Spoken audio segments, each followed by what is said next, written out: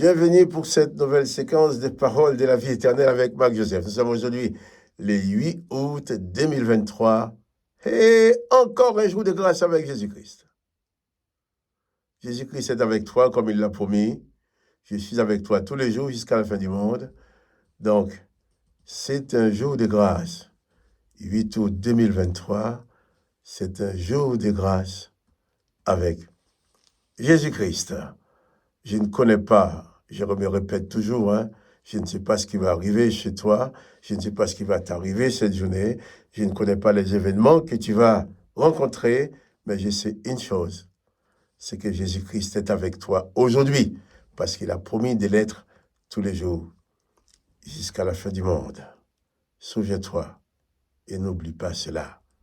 Et tu peux, pour ne pas l'oublier, tu peux aider d'autres personnes à écouter cette vidéo en likant, en cliquant. Moi, j'ai dit, on donne un coup de pouce. On clique avec les pouces comme ça. Hop, on clique pour dire que j'aime. Et ça va permettre, plus qu'il y a des likes, des gens qui cliquent, qui disent qu'ils aiment, plus YouTube va proposer la vidéo à d'autres personnes que nous ne connaissons pas. Donc, donnez-moi ces petits coups de pouce pour la publication, pour la visibilité des vidéos. Donc, souviens-toi, je disais, que Jésus-Christ est avec toi. Et n'oublie pas cela, il en a fait la promesse et il est fidèle. Quels que soient les événements de ce jour, pas de panique, Jésus-Christ t'accompagne.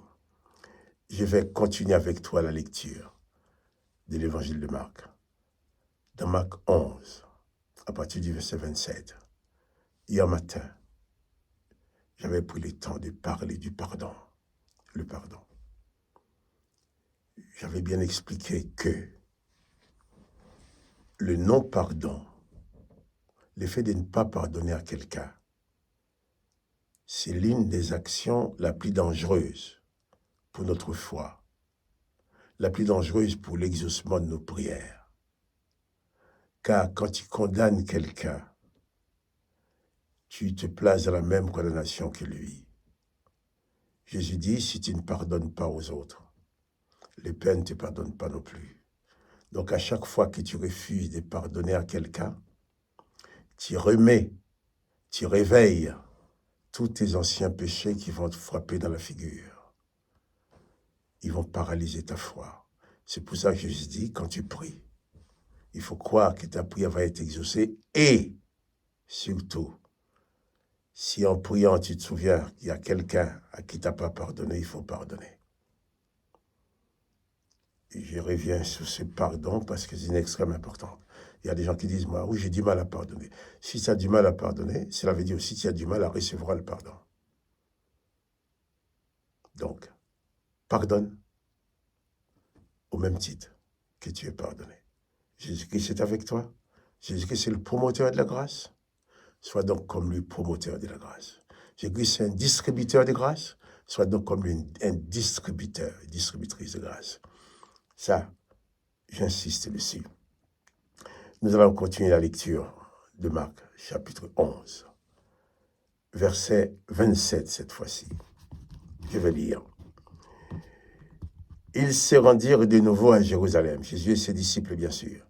Et pendant que Jésus se promenait dans le temple, les principaux sacrificateurs et les scribes et les anciens vinrent à lui et lui dirent, par quelle autorité fais-tu ces choses?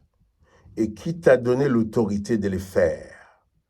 Jésus leur répondit, je vous adresserai aussi une question, répondez-moi, et je vous répondrai par quelle autorité j'ai fait ces choses. Le baptême des gens, venait-il du ciel ou des hommes? Répondez-moi. Mais ils raisonnèrent ainsi entre eux, si nous répondons du ciel, il dira, pourquoi donc n'avez-vous pas cru en lui? Et si nous répondons des hommes, ils craignaient, des hommes, ils craignaient le peuple, car tous tenaient réellement Jean pour un prophète. Alors ils répondirent à Jésus, nous ne savons. Et Jésus leur dit, moi non plus, je ne vous dirai pas par quelle autorité j'ai fait ces choses. Voilà. Jésus dans le temple, devant les sacrificateurs et les scribes, qui veulent toujours le piéger. Comme s'ils ne les comprenaient pas, il vient dire à Jésus, par quelle autorité fais-tu ces choses? Et Jésus qui refuse d'entrer en cette discussion avec eux en leur disant, moi je vous pose aussi une question, dis-moi les baptêmes des gens, ça vient de qui? De Dieu ou des hommes? Jésus répond, au lieu de leur répondre à leur question, Jésus leur pose une question. Alors eux, dans leur hypocrisie, ils vont dire non, si on dit oui, on aura des problèmes, si on dit non, on aura aussi des problèmes. Alors donc, on ne dit rien. On ne sait pas. Voilà. Pour la première fois, les savants, les docteurs de la loi, qui savent tout, les savants qui instruisent tout le monde, qui savent tout, eh bien, ils vont réussir devant Jésus. Il a dit, je ne sais pas. Bon, ils ont dit ça par rapport à leur hypocrisie, mais ils proclamaient leur ignorance, qui n'était pas vraiment une ignorance, qui était plutôt une position de défense. Parce que d'une part, ils ne veulent pas approuver le ministère de Jésus, parce s'ils approuvaient le baptême des gens qui a baptisé Jésus, donc ça voudrait dire qu'ils approuvent le ministère de Jésus, ils ne veulent pas approuver le ministère de Jésus, mais comme le peuple croit en Jésus, ils ne veulent pas aussi perdre leur popularité par rapport au peuple. Ils ne veulent pas perdre la confiance du peuple. Il dit à Jésus, on ne sait pas. Alors ils ont menti. Jésus leur dit, moi je ne vais pas vous mentir, mais je ne répondrai pas à votre question. Et je comprends bien le sens de leur question. Par quelle autorité vous faites cela? Parce que Jésus fait des choses qui n'ont jamais été faites dans le pays. Particulièrement quand Jésus chasse les démons. Oui. Les sacrificateurs, les scribes, les pharisiens, tous ces docteurs de la loi, ils n'avaient aucun pouvoir sur les démons. Au contraire, dans leur temple, dans leur synagogue, les démons étaient présents, mais ils ne pouvaient rien. Les démons n'étaient même pas tourmentés. En leur présence, les démons étaient à leur aise. Dans Marc chapitre 1er, il y a, dans la synagogue de Capernaum, il y a que quand Jésus est rentré, que les démons avaient des problèmes. Donc Jésus, par quelle autorité fais-tu toutes ces choses-là? Nous n'avons pas cette autorité-là. Par quelle autorité tu te permets, d'où tu détiens ton pouvoir de faire ce que tu fais? Jésus lui a dit, eh bien, vous, dans ce cas-là, moi, je veux bien vous répondre avec sincérité, mais vous répondez-moi avec sincérité, d'où vient le baptême des gens? Après leur raisonnement, ils répondent, non, ils ne savent pas. Ils ne savent pas. C'est pas qu'ils ne savent pas, mais c'est parce que d'un côté et de l'autre, s'il dit du ciel, le peuple va être d'accord avec eux, mais ils vont approuver le ministère de Jésus, ça, ils ne peuvent pas se permettre de faire ça. S'ils disent des hommes, eh bien, là, ils vont désapprouver le ministère de Jésus, mais ils auront les hommes, tous ceux-là qui ont vu les choses, qui ont vécu les miracles de Jésus, qui ont cru aux enseignements de Jésus, ne vont plus leur faire confiance. Oh, ils ont besoin de la confiance du peuple. Alors ils mentent, ils disent, on ne sait pas. Et Jésus va leur dire, moi aussi, je ne vous dirai pas par quelle autorité. Je vois dans cet exemple de Jésus de dire, que lorsque nous prêchons exclusivement l'évangile de Jésus-Christ, il y a des gens qui vont se dresser contre nous, mais qui vont nous dire, quand on dit oui, est-ce que Jésus a dit ça? Oui, Jésus l'a dit, Jésus a dit. Oui, c'est la parole de Jésus. Mais ils vont dire quand même, je ne suis pas d'accord avec vous. On me dit souvent ça. Les gens me disent souvent, sur certains points, je ne suis pas d'accord avec vous. J'ai dit, mais je ne vous demande pas d'être d'accord avec moi. Il faut qu'on se mette d'accord sur l'évangile de Jésus-Christ. Est-ce que voilà ce que Jésus a enseigné. Est-ce que c'est vrai? Ah oui, c'est vrai, je ne peux pas dire le contraire. Bon, tu ne peux pas dire le contraire, mais tu n'es pas d'accord quand je l'ai dit. Nous devons nous appliquer, j'aime bien dire autrement, Nous devons nous borner à mettre en pratique uniquement les enseignements de Jésus-Christ. Si nous voulons mélanger les enseignements de Jésus-Christ avec l'enseignement des pharisiens, les enseignements de Moïse et autres, nous tomberons dans un piège. Et quand les gens viendront quand les gens viendront nous attaquer dessus, oui, mais Moïse a dit, David a dit, ce que Moïse a dit, David a dit ne m'intéresse pas. Ce qui nous intéresse, c'est ce que Jésus-Christ a dit.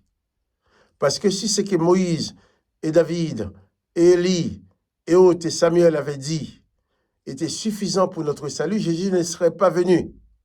Si Jésus est venu, c'est parce qu'il apporte quelque chose de nouveau. C'est d'ailleurs même ceux qui ne voulaient pas croire en Jésus sont obligés de reconnaître qu'il y a quelque chose de nouveau. Par quelle autorité qui fait cela?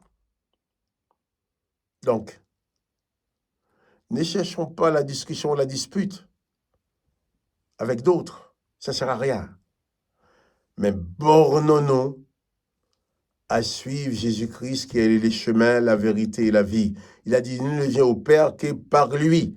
Si tu veux aller au Père, borne-toi à suivre Jésus-Christ. Ne t'occupe pas des ordonnances de l'Éternel, des ordonnances de Moïse, d'autres. Suis Jésus-Christ et tu arriveras au Père.